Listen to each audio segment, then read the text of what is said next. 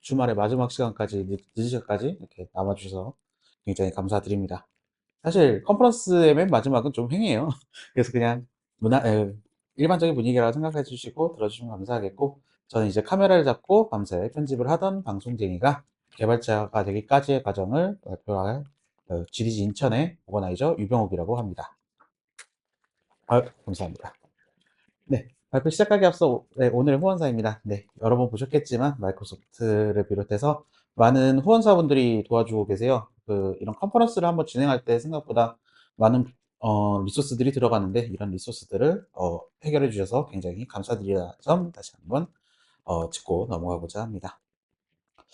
일단 오늘 발표를 하기 전에 제 소개를 좀 해야 될 것 같아요. 아마 모르시는 분들이 굉장히 많으실 텐데, 저는 원래 6년 동안 방송 PD나 그리고 송출 편성 엔지니어로 방송국에서 좀 일을 좀 오래 했었어요. 그래서 지금 개발로 전향한 지가 이제 올해로 6년 차인데, 이제 반환점을 돌아서 네, 방송한 지랑 똑같아지는 그런 시간이 됐고, 지금은 IM웹이라는 회사에서 사내 유일한 모바일 앱 개발자로 일을 하고 있습니다. 저희가 개발자가 한 60분 정도 되는데 저만 앱을 하고 있어서 좀 독특한 포지션을 가지고 있고요.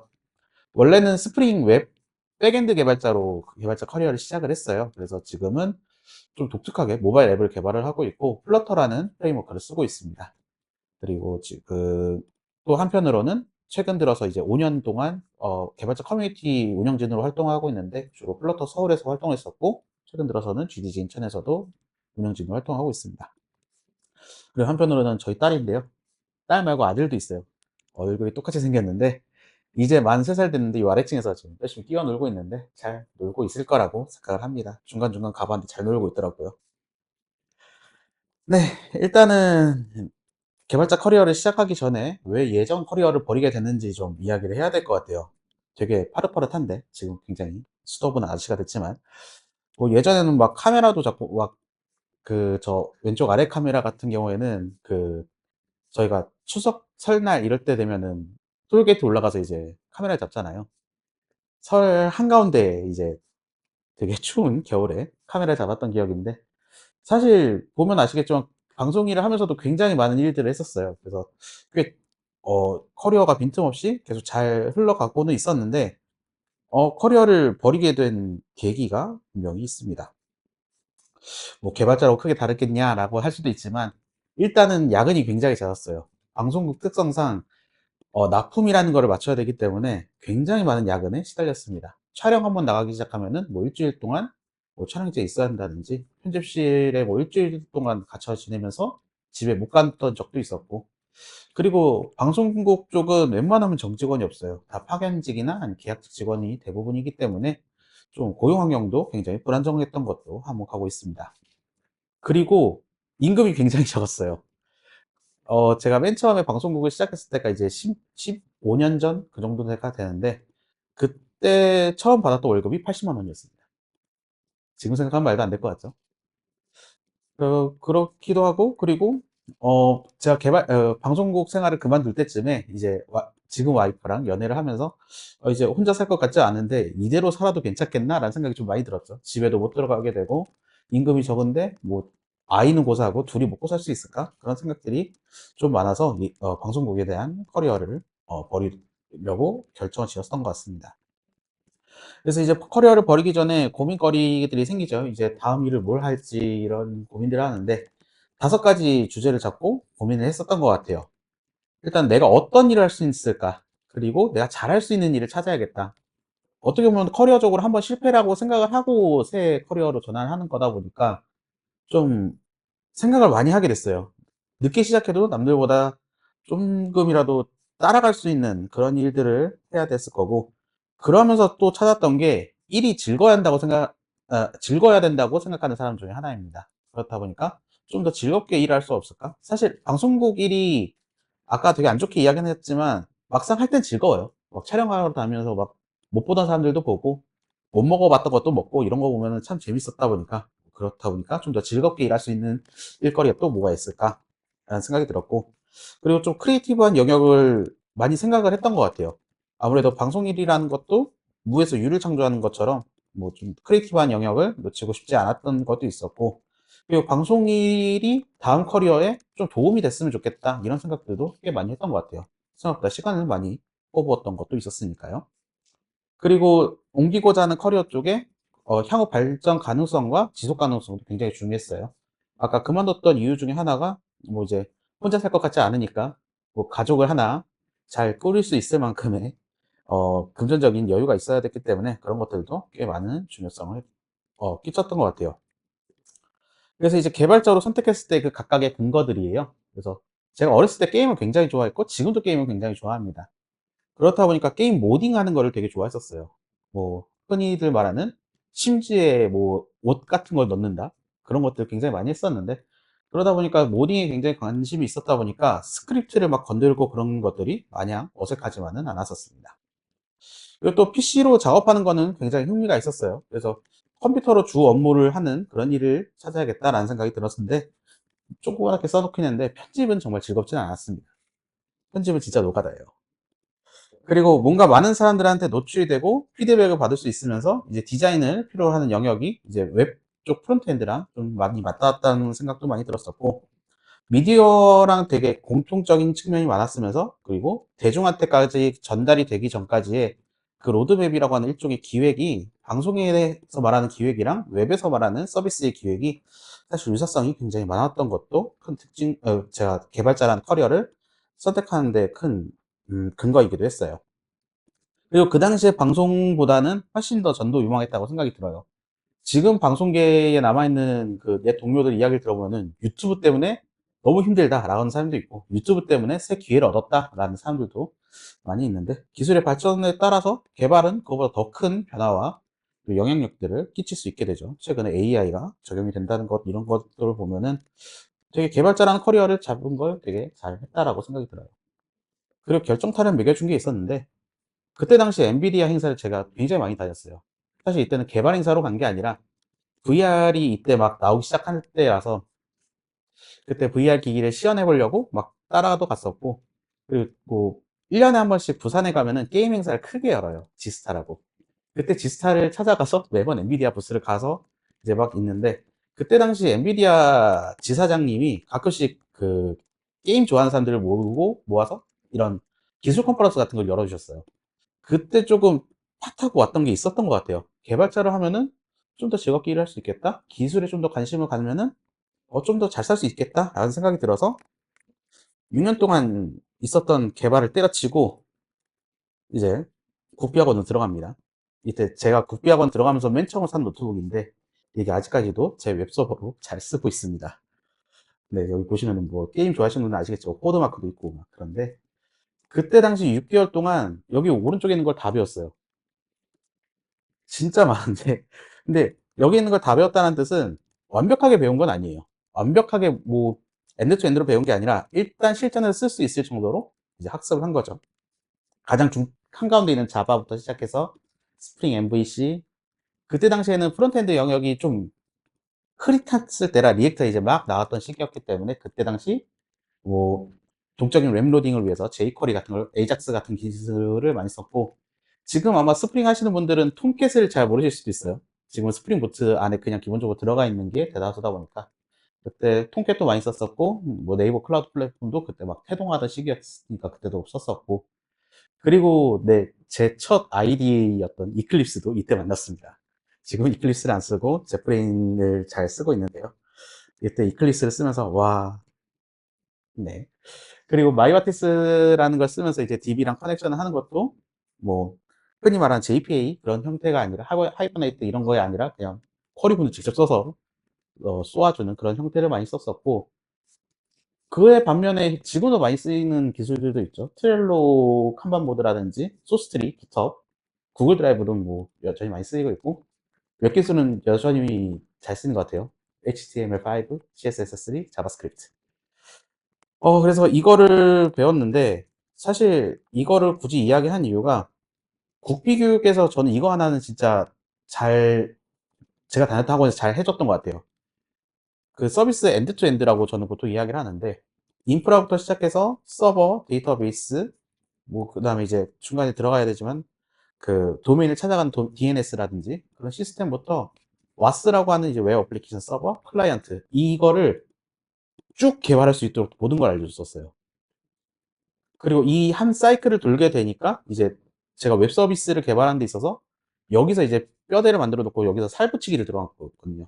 인프라도 로컬에서 개발하던 걸 이제 렉실에 들어있는 서버에서 개발을 하거나 그럼 온프렘이 되는 거고, 그게 온프렘이 너무 부하가 심해서 이제 클라우드로 가게 된다. 그러면 이제 클라우드 서비스를 시작할 수 있게 되는 거고, 서버도 지금 사실 제가 맨 처음에 스프링으로 시작했지만 뒤쪽에 나오겠지만 제가 커리어를 계속 해오면서 장고도 써보고 플라스크도 써보고 뭐 노드.js도 지금 써보고 있고 지금 사실 고로도 개발하고 있어요. 굉장히 많은 언어를 하고 있는데 사실 이 근반은 사실 제가 자바를 배울 때 메모리 영역부터 시작해서 되게 좀 딥하게 들어갔었어요. 그러다 보니까 언어 하나를 되게 잘 익혀두니까 옆으로 이렇게 번져나가기가 굉장히 수월했었던 기억이 있습니다. 그리고 데이터베이스도 이제 프로시저라든지 날쿼리 이런 거를 좀 많이 쓰다 보니까 사실 요새 날쿼리를 직접 쓸 일이 거의 없잖아요. 하이버네이트나 JPA가 워낙에 잘 해주다 보니까 그러다 보니까 이 과정들이 나오게 된 이유들이 무엇이지? 라고 생각했을 때 내가 썼던 쿼리들이 이런 부분이 문제가 있겠었겠구나, 뭐 정규식이 어떻게 되겠구나 이런 생각들이 좀 많이 들더라고요. 그래서 이쪽도 살붙이기가 굉장히 잘 됐었고 웹 애플리케이션 서버 같은 경우에도 꽤 많은 도움을 얻었었어요. 사실 통캣 하나 띄우는 게 다인데 그 통캣을 띄우는 과정에서 이제 포트 어떻게 연결이 되고 그 다음에 이제 프로세스가 뭐고 프로세스에 들어오기 전까지 포트가 어떻게 되고 프로세스는 여러 개 띄워질 수 있고 그때 이제 또 익혔던 게 스레드랑 그 PID 뭐 이런 차이가 무엇인지 이런 것들도 개발을 맨 처음에 배울 때 굉장히 즐거웠었던 것 같아요. 그리고 뭐 클라이언트는 말할 필요도 없이 중요하죠. 지금 사실 클라이언트만 하고 살고 있다고 해도 과언이 아닐 정도로 네, 클라이언트도 굉장히 중요합니다. 그래서 국비 과정에서 이 과정들을 한 번 다 겪어봤다는 게 저는 굉장히 큰 행운이었던 것 같습니다. 사실 요새 국비에서 이거를 다 안 하는 경우도 있다라고 하는 걸 보고 좀 많이 놀랐던 것 같아요. 그래서 국비 과정을 거치고 나서 이제 취업을 해야 되는데 취업을 할 때 조금 힘들긴 했어요. 이제 그때도 지금도 진짜 취업 빙하기죠. 근데 그때도 막 IT 산업을 육성하겠다 이전이기 때문에 막 그렇게 개발자에 대한 붐이 있기 전이에요. 코로나 이전이니까요. 그때 막 150개 기업에 막 이력서를 거의 막 넣었었고 그 중에 20개 기업에서는 이제 면접을 보고 5개 기업에서는 그때 당시 좀 희귀했던 코딩 테스트를 했었어요. 그리고 그 중에 결국에 2개 붙었는데 이때 코딩 테스트가 저는 아직도 좀 기억에 남는데 코딩 테스트 생각하면은 보통 어떤 거 생각하시나요? 자연스럽게 이제 따라오는 게 알고리즘일 텐데 저는 코딩 테스트 문제가 이 녀석이었어요. 스프링을 이제 막 배워가지고 이제 스프링 쓸 수 있다 했는데 이제 스프링 보트로 자기네들이 만들어 놓은 그 API를 찔러서 클라이언트까지 구현하는 게 그 과제였던 코딩 테스트가 하나 있었는데 이때 일단 합격은 했어요. 이 코딩 테스트에. 합격을 했었던 그 출제자한테 물어봤어요. 도대체 몇 명이 제출했고 몇 명이 정답을 냈느냐. 50명한테 문제를 내보냈었는데 2명이 답이 와서 2명 일단 다 채용을 했는데 그 중에 저만 정답이었대요. 근데 이거를 뭐 자랑하려고 이야기하는 건 아니고 그때 당시 스프링 보트가 되게 나온 지 얼마 안 됐던 기술이에요. 그리고 이제 도커라는 개념도 희미하다 보니까 이제 올인원 서버라는 게 되게 희귀했을 텐데 이거를 어떻게든 뜯어 봤어요, 사실. 스프링 보트를 뜯어 봐가지고 그럼 통캣의 부분이 이쪽에 들어가 있고 원래 그 서블릿이라고 하는 그런 작업들이 다 어떻게 돼 있고 그거를 굉장히 많이 봤던 것 같은데 근데 사실 이 과정이 고통스러울 거라고 생각하시는 분들이 많은데 생각보다 즐거웠어요. 그러니까 모르는 걸 알아가는 재미가 좀 많이 있었고 그리고 이때 당시 그 아까 말씀드렸던 그 국비과정 강사님이 되게 좋으신 분이었어요. 그래서 제가 막 모르는 부분을 찝어서 이야기를 하면은 답변을 직접 찾아서 막 알려주실 정도로 좀 많이 감사하고 지금도 연락을 드리고 스승이 날 때마다 선물을 보내드리고 있죠. 그리고 두 개사에 붙었다라고 말씀을 드렸는데 사실 그 두 개사를 선택했던 것도 저는 제 개발자 커리어에 큰 영향을 끼쳤다고 생각을 해요. 한 군데는 SI사였고 한 군데는 방금 말씀드렸던 그 스프링 보트를 낸 회사인데 SI사였고 흔히 말하는 경력 뻥튀기 지금은 뭐 많이 잡혔을 거라고 생각이 들지만 그때 당시만 해도 뭐 입사를 했는데 다른 데 파견 갈 때 대리급이다 3, 4년 차다 뭐 이런 식으로 파견을 가는 경우가 굉장히 많았어요.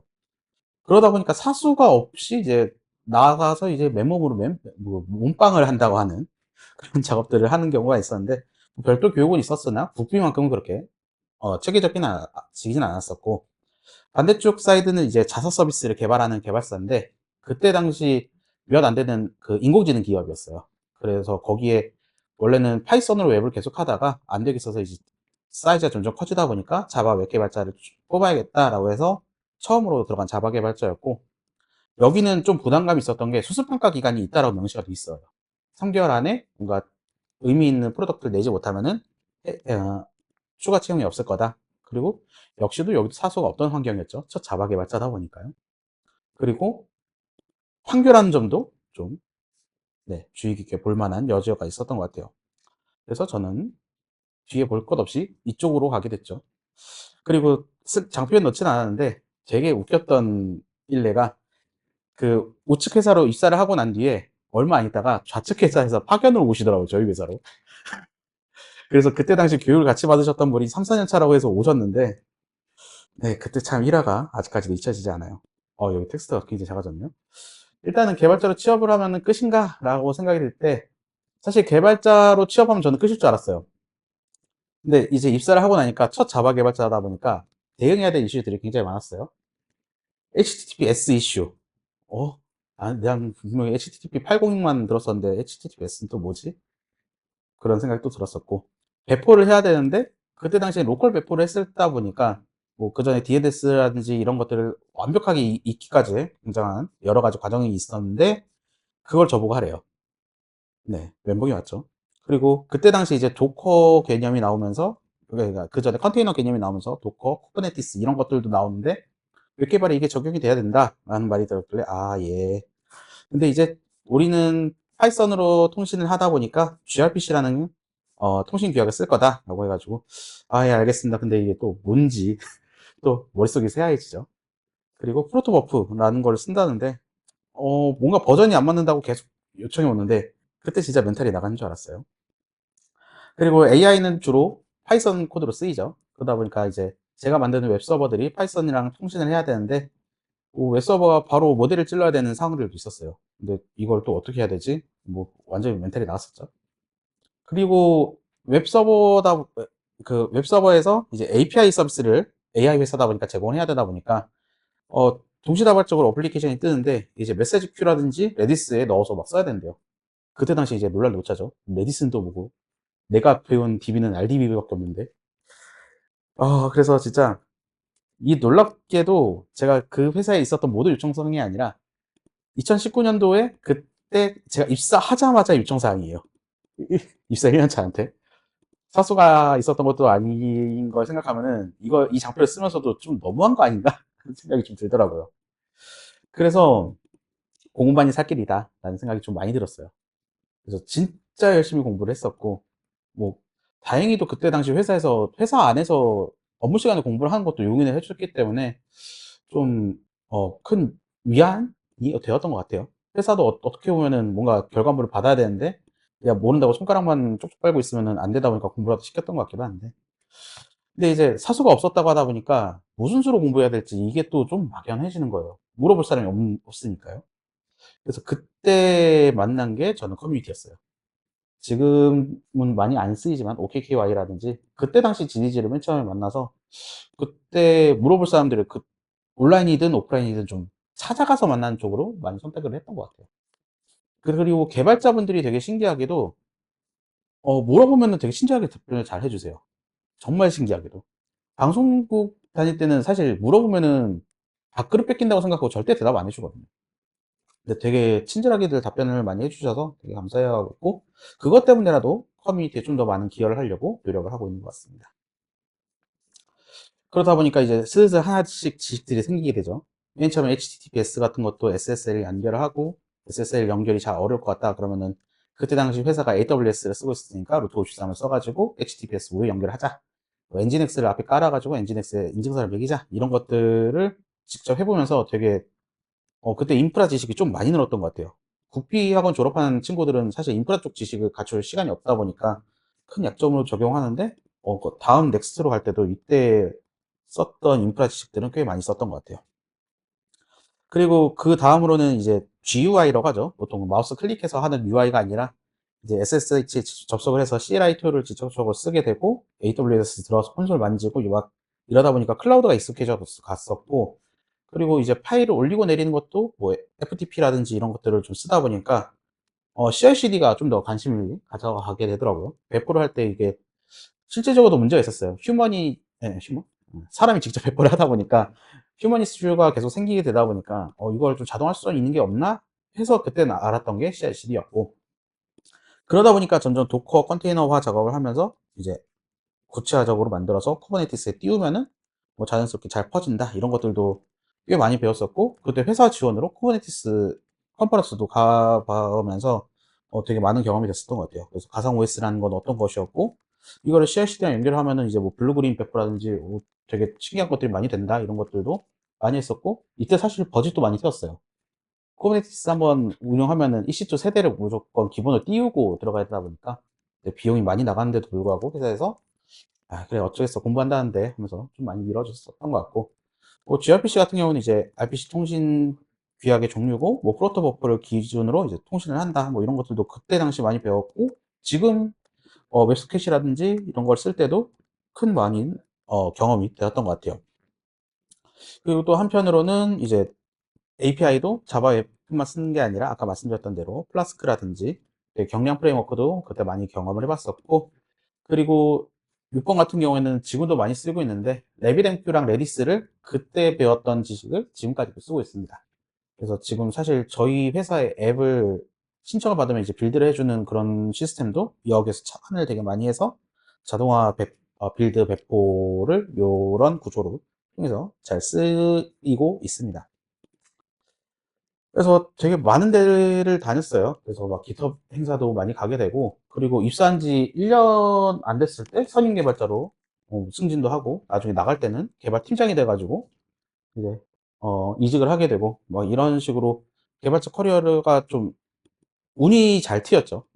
좋은 회사를 간 것도 있었고, 그리고 되게 운 좋게도 공부를 할 수 있는 환경이 잘 구축도 됐었고, 사수는 없었지만 직접 이제 실무에 뛰어들다 보니까 어, 되게 만족하면서 1년을 보냈었던 것 같아요. 여기까지는 전부 다 그 1년 안에서 다 이루어졌던 일인데. 근데 이제 여기서부터 조금 또 고난의 시간이 또 옵니다. 회사에서 갑자기 우리가 앱을 만들어야 되는데요. 네, 그렇군요. 누가 만들죠? 그러니까. 안드로이드를 만들어야 되는데 자바로 만들 수 있다라고 하길래, 그럼 자바로 만들 수 있다는 건 알고 있었어요. 그쵸. 자바로 만들죠. 그랬더니 회사에서, 야, 우리 회사에 자바 개발자는 너잖아. 그러면서, 그럼 제가 만드나요? 그러니까, 만들래요. 와, 그래서 이제 띵 해져가지고 이제 안드로이드 책을 사가지고 또 그때 당시 오레오를 열심히 파고 있었죠. 근데 기획서를 보다 보니까 iOS에 대한 지원도 있는 거예요. iOS는 어떻게 해요? 넌 앱 개발자잖아. 예? 이렇게 돼서 들었던 게 플러터예요, 사실. 그래서 아까 커뮤니티 활동을 하면서 갔었던 세션 중에 하나가 플러터였는데, 이게 진짜 운이 좋았던 것 같아요. 그때 당시 플러터라는 걸 알았었기 때문에 크로스 플랫폼이라는 게 있는 걸 알았고, 안드로이드 개발만으로도 벅차니까 그냥 이럴 기회에는 그냥 아예 새 프레임워크를 배워가지고 둘 다 만들자 해가지고 플러터를 시작한 게 지금 벌써 5년째네요. 내년이면 이제 6년째인데. 그래서 업계에서 플러터를 좀 일찍 시작한 편이기는 해요. 지금 플러터가 유명해진 게 이제 근 2, 3년 이내인데, 그러다 보니까 플러터 커뮤니티도 이제 활동을 하게 되고, 플러터를 만든 구글의 커뮤니티인 GDG도 활동을 하게 되고, 이게 연이 닿아서 이번에 DDD도 발표를 할 수 있었던 것 같아요.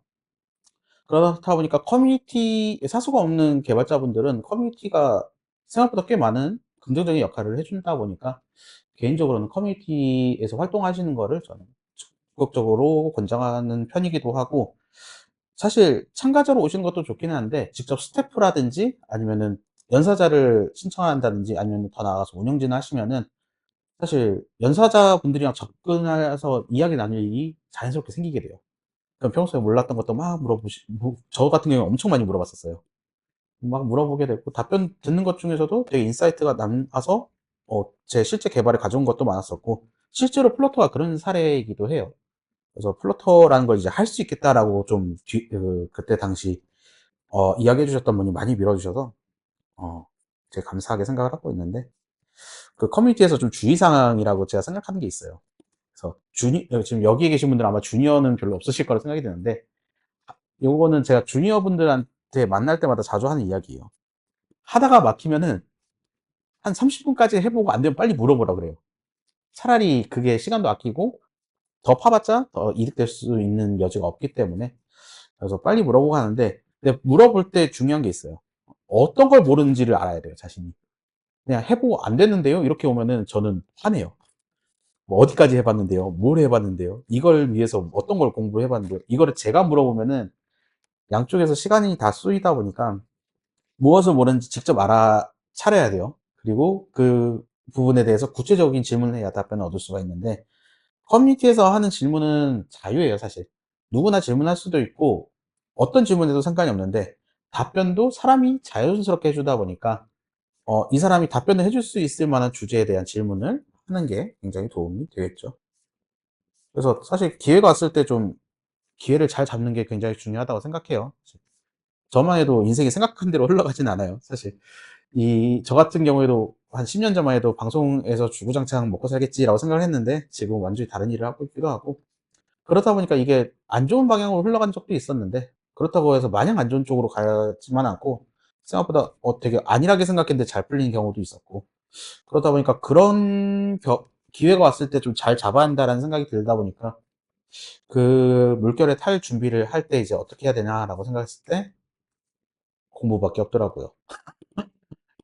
네, 이 책들 제목 봤을 때 참, 네, 맞긴 한데, 사실 진짜 개발자라는 커리어를 시작하면서 공부를 굉장히 많이 해야 되고, 저도 개인적으로 요새 공부를 좀 많이 못하는, 육아 때문에 좀 많이 못하고 있는데, 좀 이 슬라이드를 쓰면서 좀 반성을 하게 되더라고요. 그리고 최근에 트렌드도 굉장히 많이 빠르게 바뀌기도 하고, 또 리액트 같은 경우에는 벌써 19 버전이 릴리즈가 되면서 또 변화가 많이 있었죠. 그러다 보니까 트렌드를 조금이라도 놓치게 되면은, 굉장히 좀, 네, 위험한 업계 중에 하나가 개발자의 직군이 아닌가라고 생각이 듭니다. 네, 제가 준비한 내용은 여기까지고요. 아마 다들 노트북 덮어놓고 이야기하셔가지고 제가 무슨 말을 했는지 기억이 안 나실 텐데, 아마 유튜브 채널에 이 영상이 그대로 올라오게 될 겁니다. 그래서 관심 있으신 분들은 유튜브 채널을 통해서 다시 보기를 해보셔도 좋을 것 같고요. 그리고 네, 오늘 추첨의 마지막 기회입니다. 많이들 등록해 주시고 제 세션 들으신 분들이 많이 가져가셨으면 좋겠네요.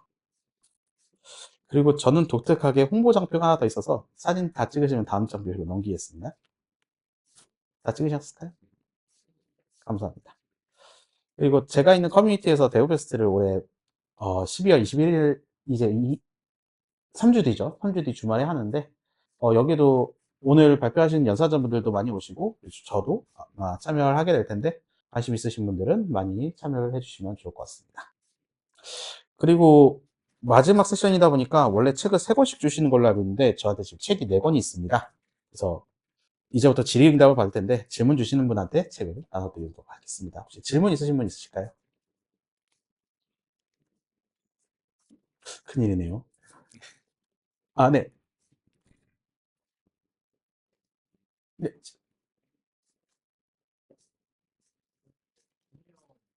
네.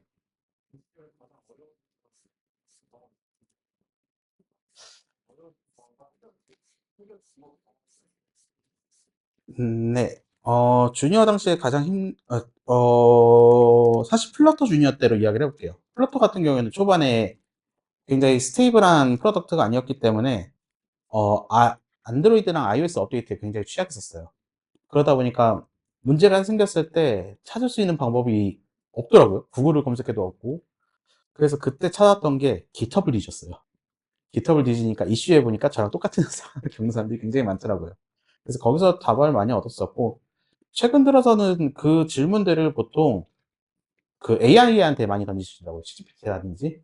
그러다 보니까, 어, 생각보다 그때보다는 지금은 이제 들어서는 좀 물어볼 사람들이 사람이 아니더라도 AI한테 물어보면서 현명하게 잘 헤쳐나가시는 분들이 많다라는 생각이 좀 들었습니다.